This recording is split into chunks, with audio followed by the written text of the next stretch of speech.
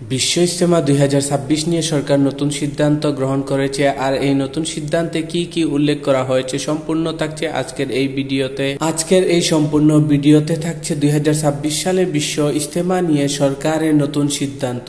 আজকের এই ভিডিওটি খুব গুরুত্বপূর্ণ ভিডিও হতে যাচ্ছে, তাই আপনারা খুব মনোযোগ সহকারে সম্পূর্ণ ভিডিওটি দেখতে হবে। আপনারা মনোযোগ সহকারে এই ভিডিওটি না দেখলে আপনারা সবকিছু বুঝতে পারবেন না, তাই আপনারা একটু এদিক ওদিক মনোযোগ দিবেন না। ভিডিওটি দেখলে ভিডিওটিতে সম্পূর্ণ মনোযোগ দিয়ে ভিডিওটি দেখুন। চলুন এখন আমি আপনাদেরকে 2026 সালে বিশ্ব ইজতেমায় সরকারের নতুন সিদ্ধান্ত আপনাদেরকে বলে দিচ্ছি। তার আগে আপনারা যদি চ্যানেলে নতুন হয়ে থাকেন চ্যানেলটি সাবস্ক্রাইব করে রাখুন, আর ভালো লাগলে বেশি বেশি করে শেয়ার করে দিন যাতে সবাই জানতে পারে। এবারের 2026 সালের বিশ্ব ইজতেমা হবে জাতীয় নির্বাচনের পর। এবারের বিশ্ব ইজতেমা 2026 ফেব্রুয়ারির জাতীয় নির্বাচনের পর অনুষ্ঠিত হবে বলে জানিয়েছেন ধর্ম উপদেষ্টা ডক্টর আ.ফ.ম. খালিদ হোসেন। রবিবার 2 নভেম্বর সচিবালয়ে জুবায়ের ও সাতপন্থীদের সঙ্গে বৈঠকে এমন সিদ্ধান্ত নেওয়া হয়েছে বলে জানিয়েছেন ধর্ম উপদেষ্টা ডক্টর আ.ফ.ম. খালিদ হোসেন। জানিয়েছেন বিশেষ পরিস্থিতির কারণে এ সিদ্ধান্ত নেওয়া হয়েছে।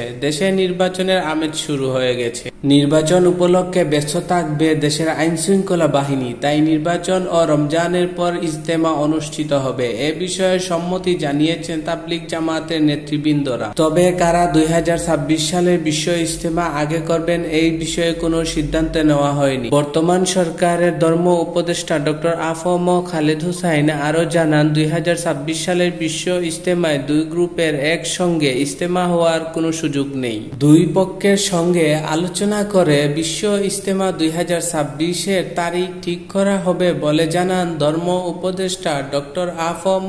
খালেদ হোসেন। বৈঠকে উপস্থিত ছিলেন স্বরাষ্ট্র উপদেষ্টা লেফটেন্যান্ট জেনারেল অবসরপ্রাপ্ত মোহাম্মদ জাহাঙ্গীর আলম চৌধুরী। আরও উপস্থিত ছিলেন শিল্প এবং গৃহায়ন ও গণপূর্ত উপদেষ্টা আদিলুর রহমান খান। তার সাথে উপস্থিত ছিলেন স্বরাষ্ট্র মন্ত্রণালয়ের সিনিয়র সচিব নাসিমুল গনি। 2026 সালের বিশ্ব ইজতেমায় সরকার কি কি সিদ্ধান্ত নিয়েছে সম্পূর্ণ ভিডিওতে আপনাদেরকে তুলে ধরে আপনাদের সামনে দিয়ে দিয়েছে। আপনারা সম্পূর্ণ ভিডিওটি যারা দেখেছেন অবশ্যই আশা করি আপনারা সম্পূর্ণ সিদ্ধান্তটি জানতে পেরেছেন। আর ভালো লাগলে ভিডিওটি লাইক দিয়ে বেশি বেশি করে শেয়ার করে দিন যাতে সবার হাতে পৌঁছে যায় আর সবাই জানতে পারে।